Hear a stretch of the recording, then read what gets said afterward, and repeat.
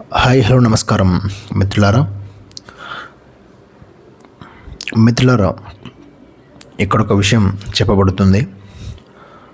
మరి ఈ విషయాన్ని విని అర్థం చేసుకోండి, తెలుసుకోండి, ఆపై క్లియర్గా సాగిపోండి. ఈ విషయం ఉపయోగపడుతుంది. మరి విషయం ఏమిటంటే, ఒక ఊర్లో ఒక వ్యక్తి ఉండేవాడు. ఆ వ్యక్తికి డబ్బులు సంపాదించాలనేటటువంటి ఒక కోరిక అతని మనసులో ఉండేదన్నమాట. అంటే డబ్బు సంపాదించాలనేది. సో మరి డబ్బు సంపాదించాలనే కోరిక తనలో ఉంది. మరి డబ్బు ఎలా సంపాదించాలి అన్న ఈ విషయం తను చూడడం అనేది చేశాడు. అప్పుడు తనకి అంటే చూశాడనమాట. ఊర్లో ఉన్నటువంటి వేరే వ్యక్తులు డబ్బు ఎలా సంపాదిస్తున్నారు, వాళ్ళ దగ్గర డబ్బు ఎంత ఉంది, వాళ్ళు ఏం చేస్తున్నారు, ఏం చేస్తే డబ్బు వస్తుంది అని ఇలా చూడడం అనేది చేశాడనమాట.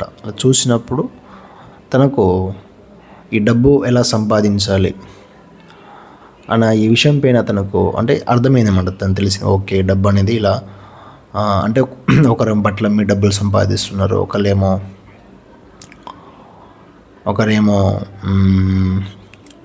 బైక్ అంటే ఆటో నడిపి డబ్బు సంపాదిస్తున్నారు, మరొకళ్ళు కిరాణా షాప్ పెట్టి డబ్బులు సంపాదిస్తున్నారు, మరొకళ్ళు వ్యవసాయం చేసి డబ్బులు సంపాదిస్తున్నారు, కూరగాయలు పండిస్తున్నారు, మరొకరు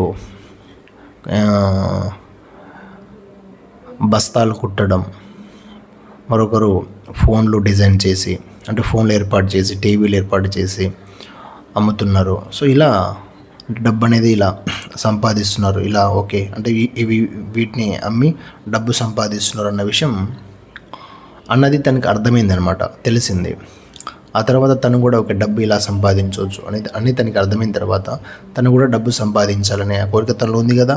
అందుకని మరి తను ఏం చేయాలని అనుకున్నాడంటే, కూరగాయలు పండిస్తాను, కూరగాయలు పండించేసి ఈ కూరగాయలని ఈ ఊర్లో ఉన్నటువంటి ప్రతి మనిషికి నేను అంటే ఇచ్చి నేను డబ్బులు తీసుకుంటాను వాళ్ళ దగ్గర నుంచి అని, ఆ తర్వాత పక్క ఊర్లో కూడా ఇస్తాను అని చెప్పి ఇలా నేను ఇలా కూరగాయలు పండించి వాటిని ఇలా అమ్మి నేను డబ్బులు సంపాదిస్తాను అనేది ఆయన అన్నటువంటి అంటే ఇలా తను అనుకొని ఇక తనకున్నటువంటి తన ఇంటి వెనుక ఉన్నటువంటి భూమిలో తను సాగు అనేది అంటే ఇక వ్యవసాయం చేశాడనమాట. అంటే కూరగాయలు పండించడానికి నేలను దున్నాడు. ఆ తర్వాత అంటే అది వర్షాకాలం కాదు, సో పక్కన విలేజ్లో బోర్ ఉంది కాబట్టి బోర్ వాటర్ తీసుకున్నాడు. సో ఇలా కూరగాయలు పండించి అప్పుడు కూరగాయల విత్తనాలు తీసుకున్నాడు. ఒక 3 రకాల కూరగాయలని 3 రకాల కూరగాయల విత్తనాల షాప్ నుంచి తీసుకొచ్చి తన ఇక నేలలో తను వేసుకున్నాడు అనమాట. విత్తనాలు వేసుకోవడం జరిగిన తర్వాత దాన్ని వాటర్ కట్టాడు. తర్వాత పై మందు, ఆ తర్వాత అడుగు మందులు, ఎరువులు ఇవన్నీ ఇచ్చి మంచిగా తన యొక్క ఫార్మింగ్ని అంటే తన యొక్క ఈ కూరగాయల సాగు అంటే ఈ పంటని తను మంచిగా దగ్గరుండి చూసుకున్నాడు. సో మంచిగా కాపాడుకున్నాడు. సో కూరగాయలు కూడా మంచిగా కాసినాయి. ఆ తర్వాత వాటి ఇలా అంటే దశల వారీగా అక్కడ తను ఏమేం పనులు అయితే చేయాలో ఆ పనులను చేసి ఆ పనులను అక్కడ చేయడం జరిగింది. ఇలా పంట కాలం వచ్చింది. ఆ తర్వాత కూరగాయలను అక్కడ కట్ చేసి ఒక 1 month 2 months అంటే ఒక 3 months దగ్గర 2.5 months క్రాప్ అనేది ఉందన్నమాట. ఆ క్రాప్ని తర్వాత ఆ క్రాప్ని కట్ చేసి ఈ 2.5 monthsలో తను అక్కడే అంటే 2.5 months అనేది క్రాప్ అనేది ఉంటుంది. బట్ దాన్ని ఎవ్రీడే కట్ చేస్తారు కదా, ఎవ్రీడే ఇలా కట్ చేయడం అండ్ దాన్ని అమ్మడం, డబ్బులు తీసుకోవడం, ఇలా 2.5 months వరకు జరిగిందనమాట. సో ఇలా ఇది 2.5 months క్రాప్ అనేది అయిన తర్వాత ఇలా మొత్తం క్రాప్ అమ్మిన తర్వాత తనకు దగ్గర ఒక 10 lakhs రూపీస్ దాకా తనకు వచ్చాయి అనమాట. సో 10 lakhs రూపీస్ ఇక డబ్బులు సంపాదించుకున్నాడు. తను డబ్బులు సంపాదించుకున్నాను అన్న కోరిక ఉంది కదా, సో ఇక 10 లక్షల రూపాయలు 10 లక్షల రూపాయలు సంపాదించుకున్నాను, ఇక చాలు అని ఇక తన ఇంటికి వచ్చేసి, అంటే ఆ ఇంట్లోనే ఉన్నాడు బట్ ఇలాంటి డబ్బులు సంపాదించుకొని ఇక క్రాప్ అంతా దాన్ని ఇక అటు జోలికి వెళ్ళకుండా ఇంట్లోనే కూర్చున్నాడు. ఆ తర్వాత ఆ డబ్బుల్ని ఒక బీరువాలో పెట్టేసుకొని ఇక అలా ఇక ప్రతిరోజు ఇక అంటే ఆ డబ్బులు వచ్చిన తర్వాత వాటిని బీరువాలో పెట్టుకొని ఆ తర్వాత రోజు నుంచి ఇక తను ఇంట్లోనే ఉండడం ఆ 10 లక్షల రూపాయల నుంచి ప్రతిరోజు కూడా 100 రూపాయలని, 10 రూపాయలని, 500 రూపాయలని, 1000 రూపాయలని తీసుకోవడం అనమాట. ఇలా జరుగుతుండేది. ఎందుకు అంటే కూరగాయల కోసము, తర్వాత చికెన్ కోసం, మటన్ కోసం, బట్టల కోసం,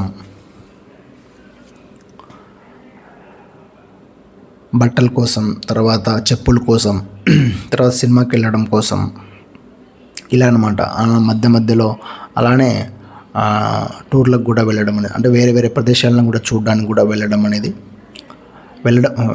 అనేది కూడా చేస్తూ ఉండేవాడు.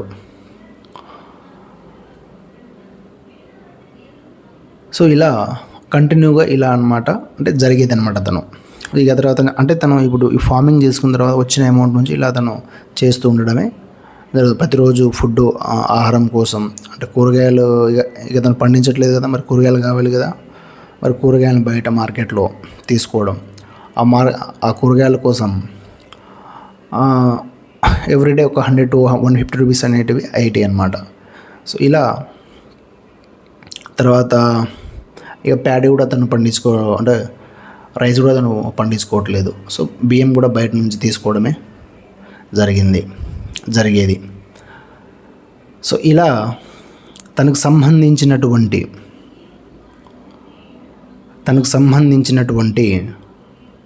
ప్రతి ఒక్క దాన్ని, అంటే తనకు సంబంధించినటువంటి ప్రతి ఒక్క దాన్ని తను ఇప్పుడు బయట నుంచి తీసుకోవడం అని జరిగేదన్నమాట. సో ఇలా ఆ డబ్బు నుంచి తీసి తను ఏమైతే తీసుకోవాలనుకుంటున్నాడో వాటిని ఆ డబ్బు ఇచ్చి తీసుకునేవాడు అనమాట. ఇలా కొంతకాలం ఇట్లా సాగింది. అలా కొంతకాలం కాదు, ఇలా ఇక తను సాగుతూనే ఉన్నాడు అనమాట. ఆ బీరువాలో డబ్బులు తీసుకున్నాడు, అంటే ఆ బీరువాలో డబ్బులు తీసుకోవడం, ఆ తర్వాత తనకు ఏమైతే కావాలో వాటిని వెళ్ళి తీసుకురావడం, అలా నడుస్తుండడం అనేది ఇక జరిగింది. ఇలా కొంతకాలం గడిచిన తర్వాత ఒకరోజు బీరువాలో నుంచి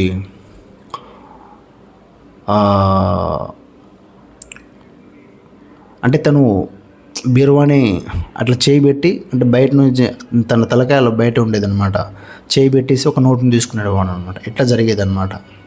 ఒకరోజు చేయి పెడితే నోట్లు తగలట్లేదు చేతికి. అరే ఏంటి నోట్లు తగలట్లేదు ఏంటి, ఏమయ్యాయి డబ్బులు అని ఇక బీరువా మొత్తం ఓపెన్ చేసి ఆ డబ్బులు పెట్టినటువంటి ఆ లాకర్ని కూడా ఓపెన్ చేసి అందులో 2 కళ్ళతో చూడడం అనేది చేశాడనమాట. చూసినప్పుడు అక్కడ నోట్లు అనేవి అక్కడ లేవు, అక్కడ డబ్బు అనేది లేదు, నోట్లు అక్కడ లేవు, అక్కడ డబ్బు అనేది అక్కడ లేదనమాట. మొత్తం డబ్బు అక్కడ ఆఖరైంది. తను ఇక అరే డబ్బు మొత్తం ఏమైంది అసలు ఏంటని ఇక తర్వాత ఇక తనకు అసలు అర్థం కాలేదన్నమాట. డబ్బు అసలు నేను నాకు కావాల్సిన డబ్బు నేను సంపాదించుకున్నాను కదా, డబ్బు ఏమైంది అనేది మళ్ళీ ఈ విషయాన్ని తను చూడడం చేశాడనమాట. చూడడం చేసినప్పుడు తనకు అర్థమైంది ఏంటంటే, ఓ డబ్బు అనేది నేను సంపాదించుకున్నాను, కానీ సంపాదించుకున్నటువంటి డబ్బు అనేది అలానే నిలిచి ఉండదు. నిలిచి ఉండాలంటే అసలు అందులో నుంచి ₹1 కూడా నువ్వు అక్కడ నుంచి నువ్వు తీయకూడదు. సో తీయకూడదన్న విషయం నీకు అర్థం అవ్వాలి. ఒకవేళ తీస్తే అందులో నుంచి ₹1 అలా వెళుతూనే ఉంటుంది. అంటే అది ఇక అందులో అంటే తీస్తున్నామంటే ఇక అందులో నుంచి ఒక్కొక్కటిగా అది తగ్గుతుంది. ఓకే, అంటే ₹1,00,000 నుంచి నేను వన్ డే ఒకరోజు నేను ₹1,000 తీసానంటే ఇంకా 99,000 ఉంటాయి ఇక్కడ. అంటే ఒక ₹1,000 అందులో నుంచి తగ్గుతాయి అనేది ఇక్కడ తనకి ఇక్కడ అర్థమైందనమాట. అంటే ఈ రకంగా అంటే ఇలా తనకు అక్కడ ఓహో డబ్బులు అనేటివి నేను తీసినప్పుడు నేను ఇలా బట్టల కోసం, సినిమాల కోసం, వేరే వేరే ప్రదేశాల కోసం, చెప్పుల కోసం, ఫోన్ కోసం, బిర్యానీ, మటన్, మంచి ఇల్లు డిజైనింగ్ కోసం ఇలా నేను తీసినప్పుడు ఒక డబ్బు అనేది అంటే ఉన్నటువంటి డబ్బు నుంచే కదా తీసుకున్నాను. సో నేను తీసుకున్నప్పుడు అక్కడ డబ్బు అనేది తగ్గింది. అంటే మొత్తంగా ఇలా తగ్గుతూ చివరగా 0 అనేది అయిపోయింది. అంటే శూన్యమైందనమాట. డబ్బు అనేది మొత్తానికి ఆఖరైపోయింది. సో ఈ విషయాన్ని నేను అసలు ముందు చూసుకోలేదు. ఈ విషయం నాకు తెలియదు, నాకు ఇది అర్థం అంటే తెలియదు. ఈ విషయం మైండ్లో లేదనమాట, అంటే తెలిసి లేదు. అందుకనే తను ఈ విధంగా డబ్బు మొత్తాన్ని శూన్యం చేసుకున్నాడు. అంటే డబ్బు సంపాదించాలి అన్న ఈ విషయాన్ని అర్థం చేసుకున్నాడు, తెలుసుకున్నాడు. కానీ సంపాదించినటువంటి డబ్బుని ఎలా నిలబెట్టుకోవాలి, అది ఎలా ఉంటుంది, దాన్ని తగ్గించకుండా దాన్ని మళ్ళీ తిరిగి దాన్ని ఎట్లా పెంచుకోవాలి, అవసరాల కోసం డబ్బును వాడితే అంటే డబ్బుని మనం వాడడం అనేది కరెక్టే. బట్ ఆ డబ్బు అనేది తగ్గుతుంది కదా వాడుతున్నప్పుడు. మళ్ళీ దాన్ని ఆ స్థితిలో మళ్ళీ ఆ ప్లేస్లోనే అంటే ఎంతైతే ఉందో అక్కడే దాన్ని ఉంచగలగడం ఎలా, దాన్ని ముందుకు తీసుకెళ్ళడం ఎలా అన్న ఈ అంశాలను తను చూడలేదు, అర్థం చేసుకోలేదు. కాబట్టి తను సంపాదించినటువంటి ₹10,00,000 ₹10,00,000 కొంతకాలంలో మొత్తం 0 అయిపోయాయి. అంటే మొత్తానికి అది శూన్యమైపోయిందనమాట. మొత్తానికి అక్కడ ఆఖరైపోయింది. ఆ తర్వాత తిరిగి అంటే ఇటువంటి జరిగినప్పుడు ఇక అతను మానసికంగా ఎంతో ఆవేదనకు, ఎంతో బాధకు, దుఃఖానికి గురై అలా ఇంట్లోనే కొన్ని రోజులు అలానే కూర్చున్నాడు అనమాట. కూర్చున్నప్పుడు ఇలా తనకు ఇప్పుడు నేను చెప్పినటువంటి ఈ అంశాలు, ఓకే డబ్బు అనేది ఎలా పోతుంది, సంపాదించిన డబ్బును ఎలా ముందుకు తీసుకెళ్ళాలి, అది ఎలా ఉంటుంది అన్న ఈ అంశాలు తనకు అర్థమయ్యాయి, తెలిసాయి. ఇలా తను కొన్ని రోజులు అలానే కూర్చున్నాడు. ఆ తర్వాత తిరిగి ఏ విషయం అర్థం చేసుకున్న తిరిగి తను వాళ్ళ డబ్బు మళ్ళీ ఎర్న్ చేయడం కోసం మళ్ళీ ఏం చేయాలో దాన్ని చేయడం అనేది జరిగింది. సో ఇక్కడ నేను చెప్పేటటువంటి విషయం ఏంటంటే ఇప్పుడు ఇలా తను తర్వాత ఏం చేయాలో దాన్ని చేయడం అనేది జరిగింది. సో దాన్ని ఇప్పుడు చెప్పినటువంటి ఈ విషయంలో అర్థం తెలుసుకోవాల్సింది ఏమిటంటే, ఒకదాన్ని మనం సంపాదించడము అనేది ఓకే. అంటే దీని గురించి మనం ఆలోచిస్తాము, దీన్నే మనం చూస్తాము, దీన్నే మనం అర్థం చేసుకుంటాము, తెలుసుకుంటాము. అంతేగాని సంపాదించినటువంటి దాన్ని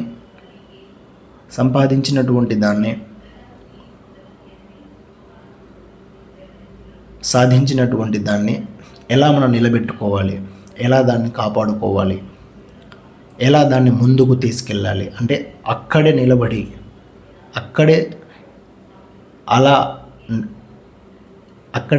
అలా ఎలా